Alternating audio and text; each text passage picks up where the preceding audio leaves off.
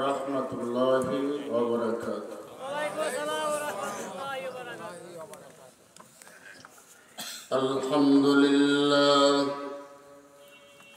الحمد لله نحمده ونستعينه ونستغفره ونعوذ بالله من شرور أنفسنا ومن سيئات أعمالنا من يهده الله فلا مضل له ومن يضلله فلا هادي له ونشهد أن لا إله إلا الله وحده لا شريك له ونشهد أن سيدنا وحبيبنا ومولانا محمدا عبده ورسوله الذي أرسله بالحق بشيرا ونذيرا وداعيا إلى الله بإذنه وسراجا منيرا فقد قال الله تبارك وتعالى في كلامه المجيد وفرقانه الحميد أعوذ بالله من الشيطان الرجيم بسم الله الرحمن الرحيم قل اللهم مالك الملك تؤتي الملك من تشاء وتنزع الملك ممن تشاء وتعز من تشاء وتذل من تشاء بيدك الخير إنك على كل شيء قدير وقال تعالى في شان حبيبه آمرا ومخبرا إن الله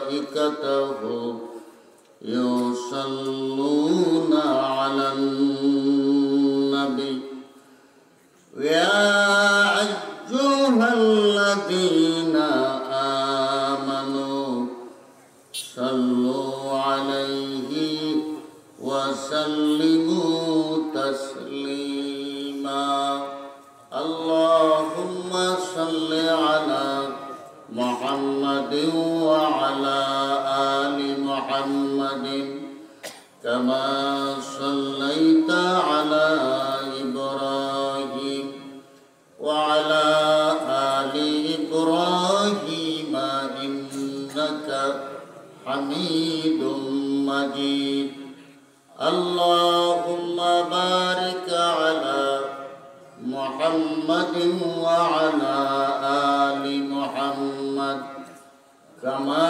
باركت على إبراهيم وعلى آل إبراهيم إنك حميد مجيد জবান খুলে আমরা সকলে পড়ি اللهم صل على محمد وعلى آل محمد كما صليت على إبراهيم وعلى آل إبراهيم إنك حميد مجيد اللهم بارك على محمد وعلى آل محمد كما باركت على إبراهيم وعلى آل إبراهيم إنك حميد مجيد بلغ العلا بكماله كشف الدجى بجماله حسنت جميع خصاله صلوا عليه وآله 11 আমতলা মোড় বাস স্ট্যান্ড জামে মসজিদের সকল মুসল্লিদের উদ্যোগে আয়োজিত 15তম তাফসীরুল কোরআন মাহফিলের সম্মানিত সভাপতি জনাব মুন্সি শাহ মাকদুম সিদ্দিকী সাহেব, আজকের মাহফিলের পরিচালক জনাব মৌলভী গিয়াসউদ্দিন সাহেব, আমাদের মাঝে উপস্থিত আছেন আজকের মাহফিলের প্রধান অতিথি সারা বাংলা আলোড়ন সৃষ্টিকারী সুমধুর কণ্ঠস্বর হযরত মাওলানা মুহাম্মদ হুমায়ুন কবির হাবিবী সাহেব, জুরাইন, ঢাকা, খতিব, তুলবাগিচা জামে মসজিদ। আজকের মাহফিলে ঈশান নামাজের পূর্বে আপনাদের মাঝে আলোচনা করে আপনাদেরকে ধন্য করেছেন জনাব মুফতি মাওলানা ওহিদুজ্জামান সাহেব, ইমাম ও খতিব 11 আমতলা জামে মসজিদ। অন্যতম বিশেষ অতিথি বিশেষ বক্তার আলোচনা পেশ করেছেন জনাব হযরত মাওলানা মাসুম বিল্লাহ সাহেব, ইমাম ও খতিব আফজাল বাড়ি জামে মসজিদ, আনন্দনগর। এছাড়াও মাগরিবের নামাজের পরে আপনাদের সামনে আলোচনা পেশ করছেন জনাব হাফেজ জাইনুল আবেদিন।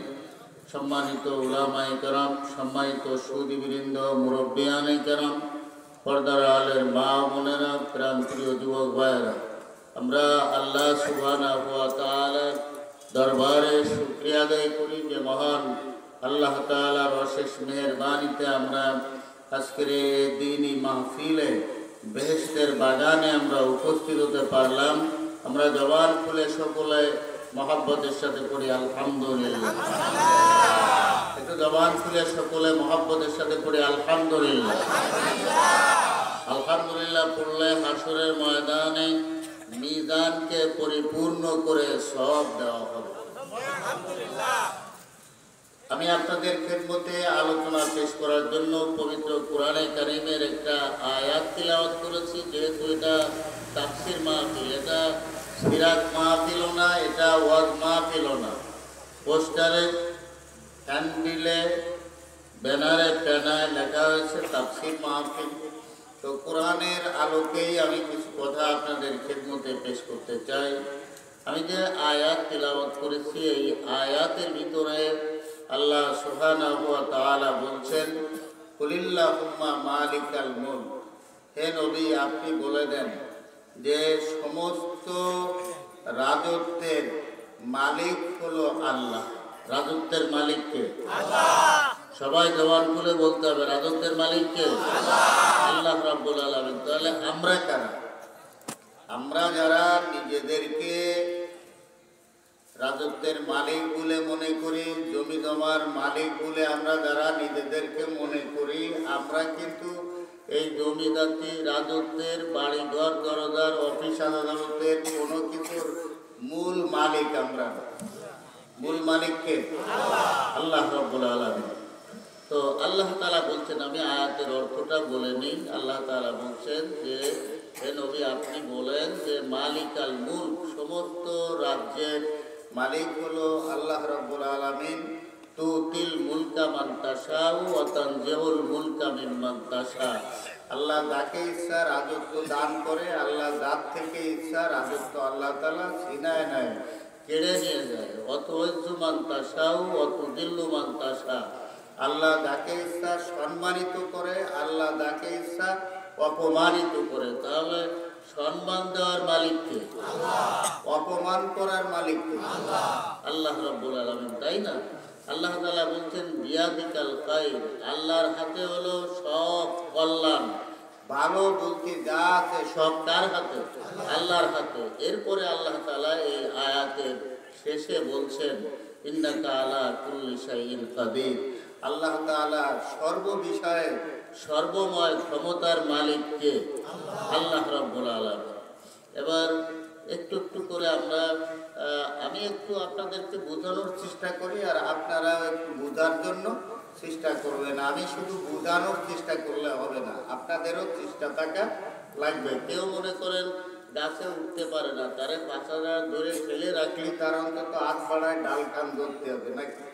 তা নাহলে সারা দেশের মানুষও তার পাছা ধরে ঠেলে গাছে উঠতে পারবে না। আপনি যদি জান্নাতে যেতে চান, আলেম উলামা পীর মাশায়েখ আম্বিয়া আলাইহিমুস সালাম সকলে আপনাদেরকে চেষ্টা করে জান্নাতে নেওয়ার জন্য। কোথায় নেওয়ার জন্য? জান্নাতে নেওয়ার জন্য। তো আপনারও একটু চেষ্টা প্রচেষ্টা থাকবে না? হাতটা বাড়ায় একটু ডালটা ধরা লাগবে না নাকি? নাহলে জোর করে কেউ আপনারে বা আমারে কেউ জোর করে জান্নাতে কেউ নিতে পারবে না। নিজের আগে সৎ ইচ্ছা থাকতে হবে। আমরা কি জান্নাতে যেতে চাই কি চাই না? দেখেন, সব রাজত্বের মালিক, আমি বলতেছিলাম মূল মালিকানা কার? আল্লাহ। হযরত উমর ফারুক রাদিয়াল্লাহু তাআলা আনহু যে সময় খলিফাতুল মুসলিমিন ছিলেন, সেই সময় রোমের থেকে পারস্য থেকে পারস্য থেকে বর্ণনা আসছে, রোম থেকে একটা গোয়েন্দা দল পাঠিয়েছিল উমরে ফারুকের ওই রাষ্ট্র দেখার জন্য। কেন তার দেশে এত শান্তি, কি জন্য, এটা দেখার জন্য গোয়েন্দা লোক পাঠাইছে। গোয়েন্দারা এক লোকের কাছে জিজ্ঞেস করতেছে যে আরবি ভাষায় যে আইনা মালিক হুকুম, ভালোভাবে খেয়াল করবেন কি বলতেছে, আইনা মালিক হুকুম, তোমাদের মালিক কে? তোমাদের মালিক কোন জায়গায়? আইনা মালিক হুকুম, তোমাদের মালিক কোন জায়গায়? তো যার কাছে জিজ্ঞেস করতেছে সে বলতেছে যে মালানা মালিকুন বাল্লানা আমিরুন, আমাদের তো দুনিয়ায় কোনো মালিক নেই, আমাদের একজন আমির আছে, আর আমাদের মালিক হলো আল্লাহ রাব্বুল আলামিন। আমাদের মালিক কে? আল্লাহ। জোরে বলেন কে?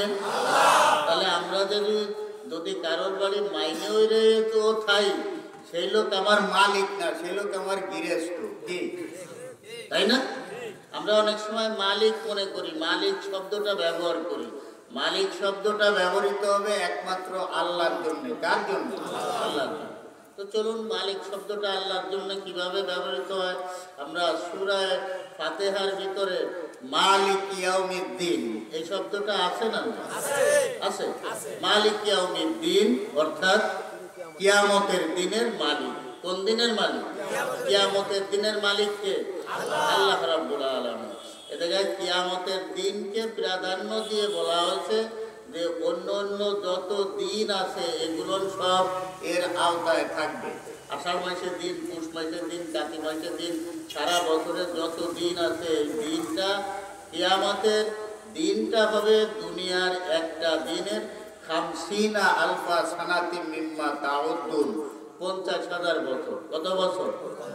দুনিয়ার দিনের 50,000 বছরের সমান হবে কিয়ামতের একদিন। তো এজন্য আল্লাহ তাআলা কিয়ামতের দিনের কথাই প্রাধান্য দিয়ে বলছেন যে মালিক ইয়াউমিদ্দিন, কিয়ামতের দিনের মালিক যে আল্লাহ রাব্বুল আলামিন। আমরা বলি যে আলহামদুলিল্লাহি রাব্বিল আলামিন, সমস্ত প্রশংসা সারা বিশ্বের প্রতিপালক আল্লাহর জন্য। সব প্রশংসা কার? আল্লাহ। বলেন বলেন, সব প্রশংসা কার? আল্লাহ তাআলা। এজন্য কোরআনে কারিমের সর্বপ্রথম যে শব্দটা, এই শব্দটাই হলো আলহামদুলিল্লাহ, তাই না? শব্দটা কি? আলহামদুলিল্লাহ। সব প্রশংসা কার জন্য? আল্লাহর জন্য। এরপরে মানুষ প্রশ্ন করতে পারে যে, বা এ ধরনের প্রশ্ন যে কোন আল্লাহর সব প্রশংসা? আল্লাহ তাআলা জবাব দিয়ে বলতেছে মালিক ইয়াউমিদ্দিন, কিয়ামতের দিনের মালিক যে আল্লাহ, ওই আল্লাহর জন্য সব প্রশংসা। তাহলে আমাদের মালিককে। আবার যখন আমরা সূরা নাস পড়ি, নাসের ওই জায়গায় কুল আউযু বিরাব্বিন নাস, তারপরে কি আছে? মালিকিন নাস। বোঝা গেল মালিকিন নাস, ও জায়গায় কোনো টান নেই। সূরা ফাতিহার ভিতরে মালিক ইয়াউমিদ্দিন, আর ওই জায়গায় হলো মালিকিন নাস, মিমি কোনো টান নেই, মালিকিন নাস। তাহলে এক মালিক এলো টান আর আরেক মালিক এলো টান নেই। এই দুই মালিকের ভিতরে কিন্তু তফাৎ আছে। মানুষের মালিক আল্লাহ, আল্লাহ তাআলা বলছেন যে মালিকিন নাস, মানুষের মালিক কে? আল্লাহ। আল্লাহ। এই আমরা যারা এই মাহফিলে উপস্থিত আছি আমাদের মালিক কে? আল্লাহ, তাই না? কিন্তু আপনি আমিও কিছু কিছু মালিকানা দাবি করি, এই জন্য এই মালিকই টান নেই মালিক। আর কিয়ামতের দিনের মালিক এলো আল্লাহ তাআলা, ও গেল মালিক ইয়াউমিদ্দিন, ও জায়গায় টান আছে। মানে ওই দিন আপনার আমার কোনো মাতব্বারি সর্দারি ইচ্ছা কিছুই থাকবে না। আল্লাহর ইচ্ছার বাইরে ডানে বামে সামনে পিছনে এক কদমও সরা যাবে না। 4টে প্রশ্নের উত্তর না দেওয়া পর্যন্ত। কয়টা প্রশ্ন? 4টে প্রশ্নের উত্তর না দেওয়া পর্যন্ত। এমনকি ওই দিন আপনি আমি যে কথাগুলো বলবো আল্লাহর সামনে, এই দুনিয়ার জিন্দেগিতে আমরা মিথ্যা কথাও বলতে পারি, কোর্টে দেয় মিথ্যা সাক্ষীও দিয়ে আসতে পারি, কিন্তু কিয়ামতের দিন ওয়াকালা সওয়াবা, আল্লাহ তাআলা বলছেন সূরা নাবার শেষের দিকে আল্লাহ তাআলা বলছেন যে ওয়াকালা সওয়াবা, যে কথা আপনি বলবেন বা আমি বলবো সত্য কথা ছাড়া মিথ্যা কোনো কথা জবান দিয়ে বের করাও যাবে না, চেষ্টা করলেও বের করা যাবে না। তাহলে আমাদের মালিক কে? আল্লাহ রাব্বুল আলামিন। তো ওই গোয়েন্দা সংস্থার লোক জিজ্ঞেস করতেছে যে আইনা মালিক হুকুম, তোমাদের মালিক কোথায়? তো বলতেছে যে আমাদের তো মালিক নেই, মালিক আল্লাহ, আমাদের একজন আমির আছে, আমাদের একজন নেতা আছে। তো সে নেতা কোন জায়গায়? তো বলতেছে যে এরকম আমাদের নেতা তো এদিকে গেছে। কোন দিক? মরুভূমির দিক দেখা দিচ্ছে, যে মরুভূমির দিকে গেছে। তখন ওই রোমের গোয়েন্দা সংস্থার লোকেরা আশ্চর্য হয়ে গেল, তোমাদের নেতা ওয়ার্দজাহানের খলিফা বাদশাহ, তো সে এদিকে গেছে, তো তার সাথে কোনো লোকজন নেই? বলে যে না, তিনি একাই গেছে। ওয়ার্দজাহানের প্রেসিডেন্ট খলিফা এদিক মরুভূমির ভিতরে গেছে কি একা? কথা বলেন, একা গেছে, তাই না? আর আমাদের সামান্য একজন সৈদার লেভেলের লোক হলেও এল্লা জাতি পারে। কারণ যে যত ক্ষমতা পায়, আকাম কুকাম জবরদখল, যে যত বিধবা ভাতা, বয়স্ক ভাতা, তারপরে মাতৃত্বকালীন ভাতা, যে যত বেঁচে খাবে, ওর জাতি গেলেও সাথে অত লোক লাগবে। আর যে জনগণের দেওয়া দায়িত্ব শতভাগ পালন করবে, সে নির্দ্বিধায় বুকের পাটা বের করে দিয়ে রাত দিন যে কোনো জায়গায় চলে যেতে পারে, তার কোনো ভয় নেই। কথা ঠিক বললাম না ভুল বললাম? ওমরে ফারুক রাদিয়াল্লাহু তাআলা আনহু ওয়ার্দজাহানের খলিফা মরুভূমিতে চলে গেছে একা। তো ওই লোকেরা যায় দেখে যে একটা লোক এরকমের খেজুর গাছের ছায়ায় শুয়ে আছে, কিন্তু দিন একটু এগোয় দেওয়ার কারণে, সূর্য একটু ঢলে দেওয়ার কারণে ওই গাছের ছায়া তার শরীরের থেকে সরে গেছে, তার রৌদ্রের তাপ পড়েছে কপালের উপরে। তো আল আরকু ইয়াসকুতু মিন জাবিবিহি, তার কপাল থেকে ঘাম টপকাচ্ছে। আর আসাহু তাহতা রাসিহি কাল বিসাদাত, তার লাঠিখান মাথার নিচে বালিশের মতন এরকমের আইরো করে লাঠিটা দেওয়া মাথার নিচে। তো ওরা আশ্চর্য হয়ে গেছে যে ওয়ার্দজাহানের খলিফা, তো আবার একই নামে তো লোক থাকতেও পারে, তাই না? তো তারা উমরে ফারুককে ডাকিছে, ডাইকে সজাগ করেছে। এরও কারণ আছে। কারণ হলো জনগণের খেদমত করতে করতে ঘুমানোর আর সুযোগ পায় না, এই জন্য একটু বিশ্রাম নেওয়ার জন্য ফাঁকা মরুভূমির ভিতরে চলে গেছে। উমরে ফারুক রাদিয়াল্লাহু তাআলা আনহুকে ডাকিছে। তো যার ঘুমের অভাব ঘাটতি, আরো রাষ্ট্রপ্রধান, তারে ডাকলি আরো ওমরের মতন মিজাজ আলালো, ডাকলি তো এগে পরে রাইগে যাওয়ার কথা, তাই না?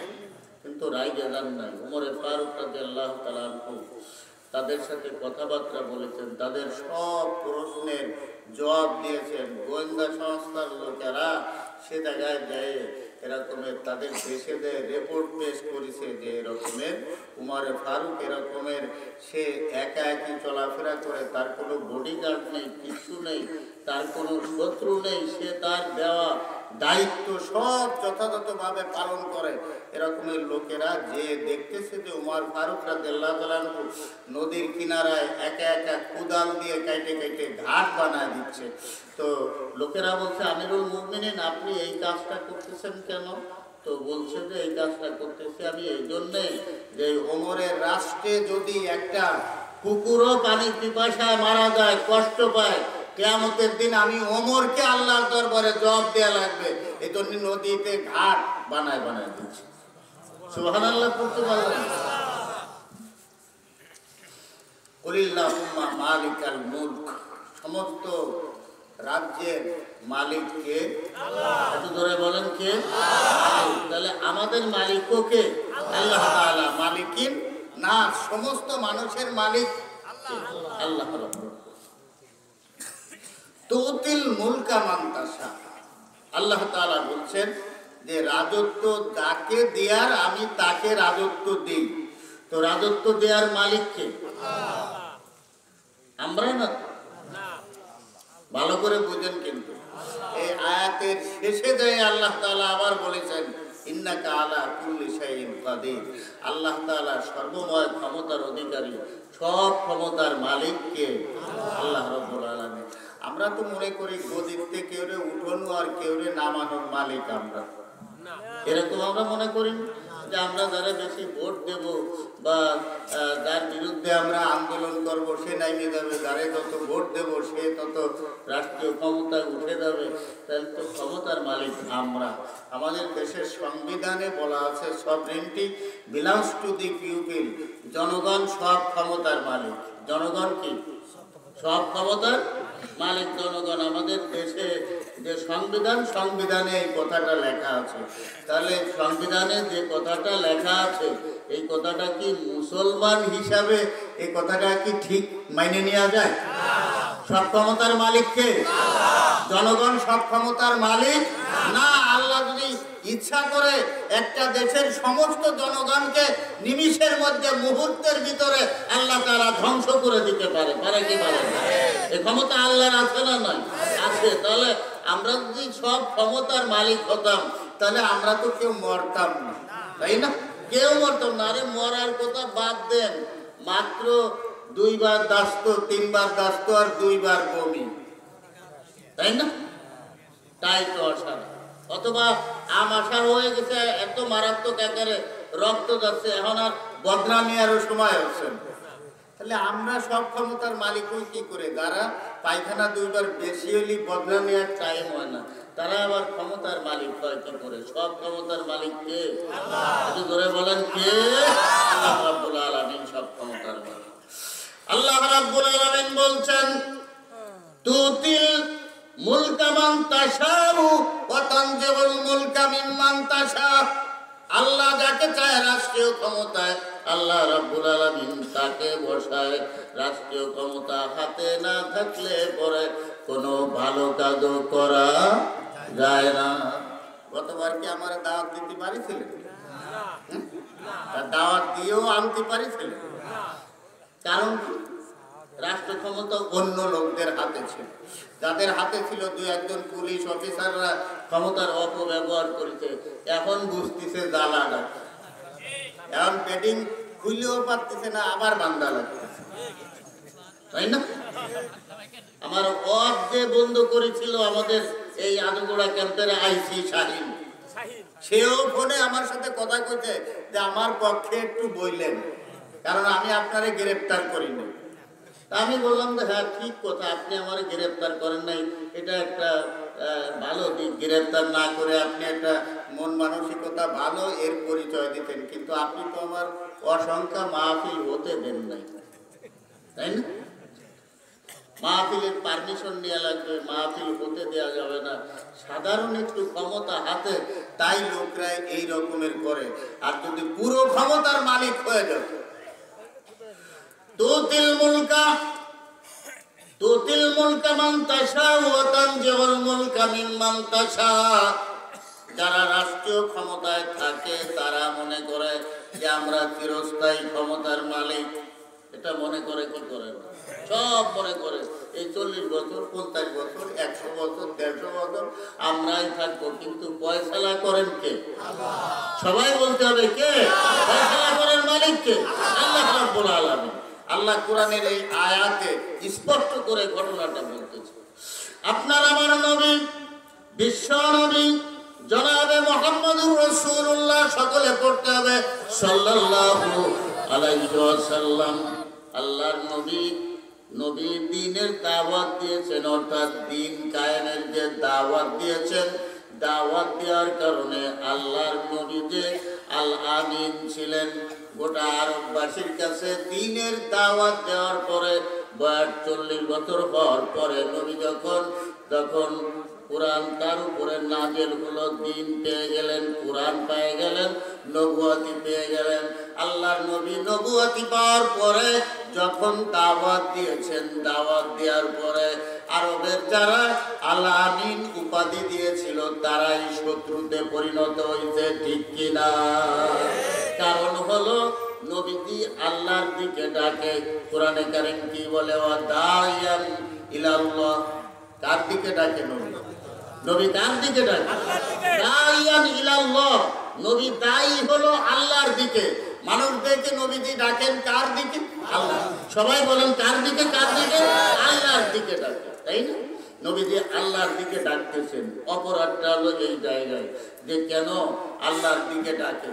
আর এই কালেমার ভিতরে এমন একটা রহস্য রয়ে গেছে, একটা গোপনীয়তা রয়ে গেছে, যা আমাদের বাংলাদেশি লোকেরা অনেকে বুঝতো না, কিন্তু এখন রাষ্ট্রীয় ক্ষমতায় তারাও বুঝে গেছে যে ইসলাম মানে কি, তাই না? এখন বুঝে দেওয়ার কারণে তারাও ইসলামী দলের নেতা কর্মীদের পরে জুলুম, নির্যাতন, জেল, জরিমানা, তাদের ফাঁসি, বিভিন্ন রকমের জুলুম নির্যাতন চালায় যাচ্ছে। তারাও বুঝতে পারিছে, যে কারণে আবু জাহেল আল্লাহর রসুলের উপরে জুলুম নির্যাতন চালাইছে, আবু লাহাব জুলুম নির্যাতন চালাইছে, তারপরে আবু জাহেলের ছেলে ইকরামা জুলুম নির্যাতন চালাইছে, উতবা, সাইবা এরা যে কারণে জুলুম নির্যাতন চালাইছে। বর্তমান সমাজের আলেম উলামার উপরে জুলুম নির্যাতন চলতেছে সারা পৃথিবীতে ওই একটা কারণে, ঠিক কিনা? যে তারা আল্লাহর জমিনে আল্লাহর দ্বীন কায়েম করতে চায়। কি কায়েম করতে চায়? আল্লাহর দ্বীন কায়েম করতে চায়। কি কায়েম করতে চায়? আল্লাহর দ্বীন কায়েম করতে চায়। সব শত্রুতে পরিণত হয়ে গেল। আল্লাহর নবীর হিজরত করে মদিনায় চলে যাওয়া লাগিছে কি লাগিছে? আল্লাহর নবীর হিজরত করে মদিনায় চলে যাওয়া লাগিছে, আবিসিনিয়ায় চলে যাওয়া লাগিছে। সাহাবায়ে কেরামের হিজরত করে আল্লাহর নবী হিজরত করে চলে গেলেন মদিনায় সেই জায়গায় যে লোক তৈরি করতে লাগলেন। তো লোক তৈরি করতে লাগলেন যে সময় আল্লাহর নবী মক্কা থেকে 350 মাইল দূরের পথ হলো মদিনা। কত মাইল দূর বলেন? কত মাইল দূর? 350 মাইল দূর। সেই জায়গায়ও আল্লাহর নবী এবং সাহাবায়ে কেরামদেরকে সুস্থ থাকতে দেয় না। বদর, উহুদ, খন্দক, 3টে যুদ্ধের নাম বললাম। ইসলামের প্রথম যুদ্ধের নাম কি? বদরের যুদ্ধ। কি যুদ্ধ? বদরের যুদ্ধ। মাত্র মদিনা থেকে 80 কিলোমিটার দক্ষিণ পশ্চিমে বদরের ময়দান। সেই জায়গায় ইসলামের প্রথম যুদ্ধ হয়। প্রথম যুদ্ধের সময় মুসলমানের সংখ্যা ছিল কতজন? 313 জন। বলেন কতজন? 313 জন। ইসলামের প্রথম যুদ্ধ কোনটা? বদরের যুদ্ধ। তো বদরের ময়দান সাথে বদরের ময়দানের কথা বলার আগে আমি আমাদের যে মরহুম সভাপতি সাহেবের কথা আমার একটু না বললে নয়। যেদিন আমরা হজে গেলাম, হজে যাওয়ার পরে আমরা গেলাম সকালে, উনি গেলেন রাত্রে, সম্ভবত রাত্রের ফ্লাইটে গেলেন। তো ও জায়গায় তো জানাজায় কারোর নাম ঘোষণা করা হয়, আমরা জানতে পারি নাই যে উনি ইন্তেকাল করেছেন। আমরা ফেসবুকে তপ করে জানাজা পড়ে যখন আমরা ফিরে আসছি তখন জানতে পারছি যে উনি মারা গেছে। তারপরেও আমি কি করব, তো মন কেঁদে উঠল। যে আমাদের অত্যন্ত শ্রদ্ধা ভাজন একজন মানুষ আমাদের থেকে বিদায় নিয়ে গেলেন, কিন্তু সিস্টেমটাই এরকম যে নাম ঘোষণা করে না কারোর, কোনো দেশের কারোর নাম ঘোষণা করে না, এমনি প্রত্যেক ওক্তেই জানাজা হয়, প্রত্যেক ওক্তে জানাজা হয়। জানাজায় আমরা শরীক ছিলাম। তারপরে জান্নাতুল মোয়াল্লায় যে জায়গায় মুন্সি আবু বকর সিদ্দিক সাহেব শুয়ে আছেন, আমি আরো আমার সাথে আরো দুইজন, আমরা সেই জান্নাতুল মোয়াল্লায় যাই ওনার কবর জিয়ারত করলাম, চোখের পানি ফেললাম, ওনার জন্য দোয়া করে আসলাম। দোয়া তো আসলে যেই মানুষটা জান্নাতুল মোয়াল্লায় শোয়ার মতন সুযোগ পায়, আমি তো মনে করি তার জীবন সফল হয়ে গেছে। জান্নাতুল মোয়াল্লায় কয়জন মানুষ শোয়ার সুযোগ পায়? আল্লাহ তাআলা আমার যে ধারণা অনুযায়ী আমি যতটুকু জানি, আমার জানা মতে আল্লাহ তাআলা ওনাকে জান্নাতের জন্য কবুল করে নিয়েছে। তারপরেও আমরা তার জন্য দোয়া করবো। ওনার বাসায়ও আমি একবার, ওই বাসার মেয়াকে আমরা কয়েকজন ওনার বাসায় গেছিলাম প্রথম দেবার সভাপতি হিসেবে ওনার নাম দেওয়ার জন্য। তো উনি বললেন যে ওনাকে বলা হয়েছিল যে ওযুখানা আর ওই পাশে গোসলখানা বাথরুমের জন্য জায়গার দরকার। উনি কি বললেন, জায়গা যতটুকু লাগে নেও। আর বললেন যে যদি তোমরা মাদ্রাসা করো, মাদ্রাসা করতেও যে জায়গা লাগে আমি দেব, কিন্তু আগে জায়গা আওড়ায় রাখবা না, যখন যতটুকুন লাগে ততটুকুনি তোমরা প্রয়োজনে মাদ্রাসা করলেও তোমরা সে জায়গা আমি তোমাদেরকে দিয়ে দেব। এত বড় বড় কলিজার মানুষ। তো রাসূল সাল্লাল্লাহু আলাইহি ওয়াসাল্লাম মদিনায় চলে গিয়েছেন হিজরত করে 350 মাইল দূর মক্কা থেকে। কত মাইল? 350 মাইল দূর। সেই জায়গায় নবীজি লোক তৈরি করতেছেন। সেই জায়গায় বদরের যুদ্ধে 313 জন মুসলমান মাত্র, যে সময় মুসলমানদেরকে দুনিয়া থেকে বিদায় করে দেওয়ার জন্য কাফের মুশরিকেরা সব চেষ্টা চালাইতে পারিছে। একটু সবাই বলেন, পারিছে? ইসলামকে দুনিয়া থেকে নির্মূল করা যাবে? সারা পৃথিবীর সবাই মিলেও যদি চেষ্টা করে ইসলামকে দুনিয়া থেকে নির্মূল করতে পারি নাই, আর পারবেও না ইনশাআল্লাহ। ঠিক আছে। উহুদের ময়দান মদিনা শরীফ থেকে মাত্র 2 কিলোমিটার দূরে উহুদের ময়দান। উহুদের ময়দানে যে জায়গায় 70 জন সাহাবী শহীদ হয়েছিলেন, তার ভিতরে রাসূল সাল্লাল্লাহু আলাইহি ওয়াসাল্লামের চাচা আমির হামজা। এই 70 জন সাহাবীর কবর, ওনারা যে জায়গায় শহীদ হয়েছে ওদের ময়দান, সেই জায়গায় ওনাদের কবর দেয়া। আমি সে জায়গায় গেছি। সে জায়গায় যারা উমরা বা হজ করতে যান তারা যান, কিন্তু গেলে অন্তর যেন কিভাবে কেঁপে ওঠে যে যাদের কারণে আমরা আজকে ইসলাম পাইছি তারা এই জায়গায় শোয়া আছে। উহুদের ময়দান। আমি যে আয়াত তেলাওয়াত করেছি, এই আয়াত নাযিল হয়েছে ইসলামের তৃতীয় যুদ্ধ খন্দকের যুদ্ধকে কেন্দ্র করে। এই আয়াত নাযিল হয়েছে। সাহাবায়ে কেরামের পরে জুলুম নির্যাতন চলতেছে উহুদের ময়দানে। সাহাবাদের সামান্য একটা ভুল সিদ্ধান্তের কারণে রাসূল সাল্লাল্লাহু আলাইহি ওয়াসাল্লাম উহুদ পাহাড়ের যে গিরিপথে আমি গেছি, যে জায়গায় রাসূল সাল্লাল্লাহু আলাইহি ওয়াসাল্লামকে হেফাজত করার জন্য পাহাড় ফাঁকা হয়ে জায়গা করে দিছিল, সেই ফাঁকাটা আজও আছে। সুবহানাল্লাহ। উহুদের ময়দান। আল্লাহ রাসূল সাল্লাল্লাহু আলাইহি ওয়াসাল্লাম দুনিয়া থেকে বিদায় নিয়ে গিয়েছেন, এই সংবাদ হয়ে গেছে। কারণ ওই কাফের মুশরিকেরা উহুদের পাহাড়ের পিছন দিক থেকে যে গিরিপথ, ওই পথ দিয়ে পিছন দিক থেকে মুসলমানদেরকে আক্রমণ করেছিল। মুসলমানদের প্রথম বিজয় হয়ে গেছে। সাহাবা নির্ধারণ করে দিয়েছিলেন যে তোমরা এই জায়গায় পরাজয় হোক আর বিজয় হোক, তোমরা এই গিরিপথ ছাড়বা না। সাহাবায়ে কেরাম দেখলেন যে বিজয় হয়ে গেছে। রাসূল সাল্লাল্লাহু আলাইহি ওয়াসাল্লামের এই কথাটা ভুলে সাহাবীরা গনিমতের মাল সংগ্রহে যে সময় লেগে গেল, তখন কাফের মুশরিকরা পিছন দিক দিয়ে আক্রমণ করলো। রাসূল সাল্লাল্লাহু আলাইহি ওয়াসাল্লামের দান মোবারক শহীদ হয়ে গেল, হেলমেট ভেঙে কপালের ভিতরে ঢুকে গেল। আমরা শুধু মধু খাওয়া সুন্নাত, দুধ খাওয়া সুন্নাত, মিষ্টি খাওয়া সুন্নাত, মধু খাওয়া সুন্নাত, এই সুন্নাত আমরা পালন করি। ইসলামের জন্য দেশ ছাড়া, ইসলামের জন্য দাঁত ভাঙা, ইসলামের জন্য রক্ত দেওয়া সুন্নাত ইসলামে আছে না নাই? কথা বলেন, আছে না নাই? সাহাবায়ে কেরাম ইসলামকে বিজয়ী করার জন্য জীবন দিয়েছেন, আল্লাহ রাসূল রক্ত দিয়েছেন। আমাদেরকেও যদি আমরা ইসলামকে বিজয়ী করতে চাই, আমাদেরকেও জীবন এবং রক্ত দেওয়ার প্রয়োজন আছে না নাই? তাহলে জোরে নারা চুক্তি দিতে হবে। আমি একটা ছোট্ট একটা গজল আপনাদের সামনে পড়ব। বীর মুসলমান